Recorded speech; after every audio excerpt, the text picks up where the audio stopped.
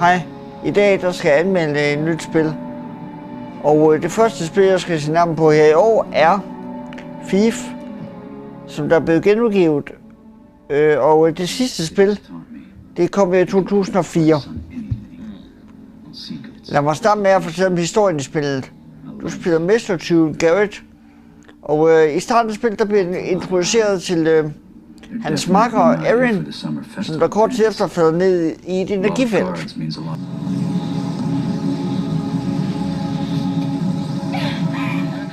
Det viser sig, at der er nogle hætteklædte personer i gang med et ritual. Garrett bliver slået bevidstløs og vågner først op efter et år, og han kan ikke huske noget efter det år. Og det er så her, at spillet starter med, at du skal finde ud af, hvad der egentlig er sket. Spillet er et action-snigespil, hvor så vidt som muligt skal prøve på at undgå at blive opdaget i de 8 kapitler af spillet det varer. Garrett har en evne, som der gør det muligt for ham at se ting, som der vil være til fordel for ham. Hvis der er nogle ting, der lyser op, så kan man gå hen til dem, og så kan man som regel gøre nogle ting ved de ting, der lyser op. For eksempel, hvis der er en bogreol, så kan man så søge i de bøger, og så måske finde en hemmelig indgang. Men det er også muligt at få andre evner, som dit fokus kan bruges til. For eksempel en kampevne, der kan bruges til at slå din modstander ud med. Det viser sig at være meget effektivt, det er spillet. Der er også mulighed for at få sideopgaver i spillet. Dem får du fra en person, der hedder Barso. The best way to that place is to the old chapel. And don't screw this up, Garrett. Some of us still need to pay our dues. You can't tax what you can't catch. Yeah, get out of here. And you use the door, please. Still, it's good to see you. Det samme sted, hvor Barso han befinder sig, der kan du også købe ting. Og det kan være meget nyttigt at gå derind og købe nogle ting. Du kan blandt andet købe mad og fokusblomster, så du kan få helbredt dit fokus og dit liv. Men du kan også få udstyr, hvor du for eksempel kan få en kniv til at skære billeder ud med. Og så kan du også få en skruenøgle, som der kan bruges til forskellige ting i spillet. Desværre er de sideopgaver, du løser, ret kedelige og uinteressante. Det går ud på, at du skal ind i et hus, og så skal du så stjæle nogle ting ind i det hus. Og så bare ud igen, og det er det. Jeg løste et par sideopgaver, men blev hurtigt træt af det.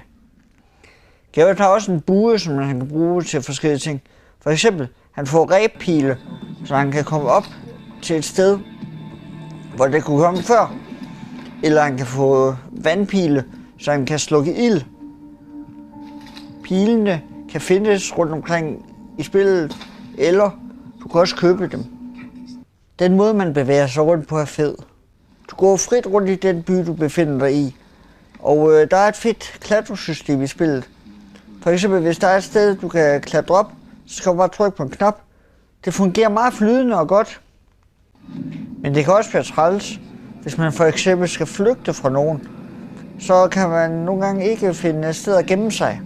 Og så er det samtidig, at man bliver irriteret, især hvis man skal bruge klatresystemet. Fordi nogle gange, så reagerer den ikke, når man trykker på klatreknappen. Der er også en anden meget irriterende ting, og det er, at hvis man er oppe på nogle steder, så nogle af stederne, der kan man ikke komme ned igen. Du spiller jo mestertyv, og i banerne og sideopgaverne kan du finde forskellige ting, du kan få penge ud af. Men du kan også finde unikke ting, som der måske er sværere at finde end andre ting. Grafikken er rigtig flot spillet, men det skal siges, at de spiller på en PlayStation 4.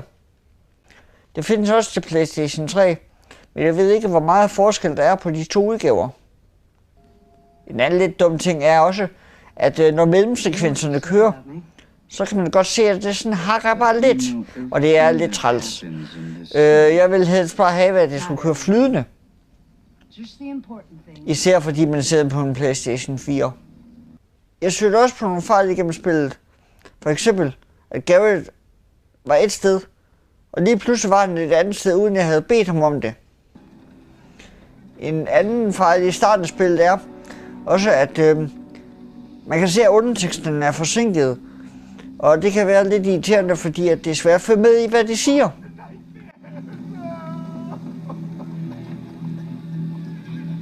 The gloom's getting worse. Everywhere except Oldale. Det mest irriterende ting ved det her spil er, at det har en meget, meget dårlig afslutning. Jeg kunne ikke forstå noget af det, som der skete. Det ser ud til, at der enten vil komme en udvidelsespakke til spillet, eller et helt nyt spil. Hvorfor kan man ikke få den fulde afslutning af spillet, når man har betalt 500 kroner? Jeg sad forvirret tilbage og tænkte, hvad sker der her? Når du har klaret spillet, hvad kan du så lave? Du kan begynde at klare alle sideopgaverne, eller få alle de unikke ting, hvis du virkelig godt kan lide den her slags spil her. Udviklerne bag det her spil her, de har lavet en udgave af spillet, hvor du kan slå hjælpemidler fra, så det bliver ligesom de gamle Thief-spil. Jeg vil give det her spil 3 ud af 6. Jeg synes gameplay er rigtig fedt, og de ting man kan gøre i spillet er også rigtig fede. Grafikken, atmosfæren og lydene gør dette spil til en god oplevelse at spille. Bare der skal være lag på i cutscenerne. Men, som jeg sagde før, så har spillet jo den mest irriterende afslutning. Jeg kunne virkelig godt lide det spillets historie, lige indtil jeg så den afslutning. Det var det for den her gang her. Se med næste gang, når jeg laver endnu en anmeldelse. Hej hej.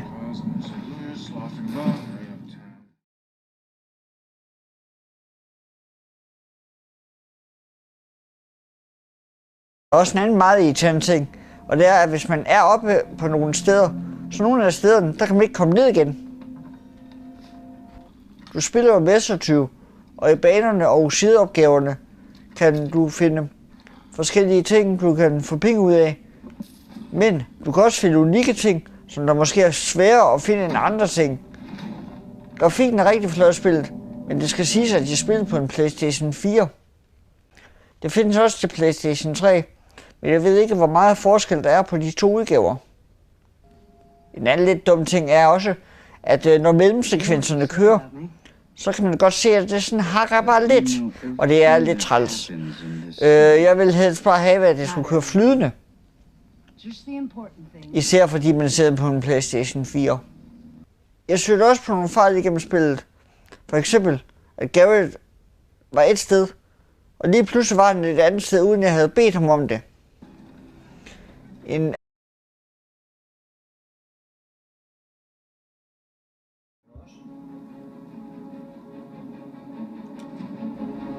Hej, i dag der skal jeg anmelde et nyt spil.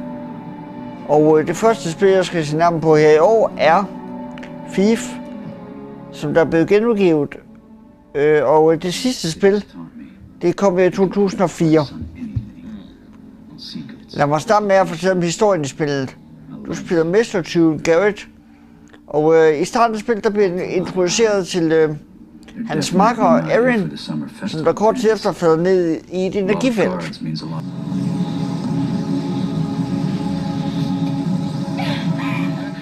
Det viser sig, at der er nogle hætteklædte personer i gang med et ritual.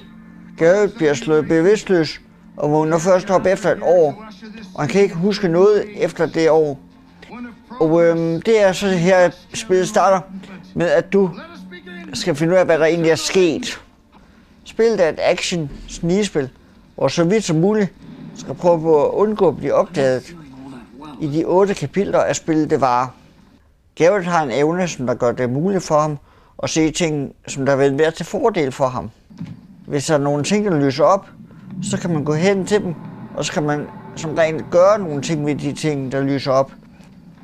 For eksempel, hvis der er en bogreol, så kan man så søge i de bøger, og så måske finde en hemmelig indgang. Men det er også muligt at få andre evner, som dit fokus kan bruges til. For eksempel en kampevne, der kan bruges til at slå din modstander ud med. Det viser sig at være meget effektivt, da jeg spillede spillet.